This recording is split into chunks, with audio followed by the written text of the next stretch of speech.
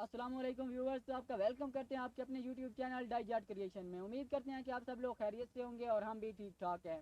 तो आज की यह वीडियो बहुत ही कमाल की होने वाली है, क्योंकि आज हम एक रेडियो की मदद से, सिंपल रेडियो की मदद से एक मेटल डिटेक्टर या जिससे आप गोल्ड डिटेक्टर कह सकते हैं बनाएंगे और आपको मुकम्मल बनाना सिखाएंगे। आगे चलकर आपको बनाना भी सिखाते हैं, इसकी टेस्टिंग भी करते हैं और आपको दिखाते हैं ये किस तरह वर्क करता है। इसलिए आपसे गुजारिश है कि हमारे YouTube चैनल को सब्सक्राइब कर लें और घंटी को ऑल पर सेलेक्ट कर लें, ताकि हमारी हर नई आने वाली वीडियो आप तक बआसानी पहुंच सके।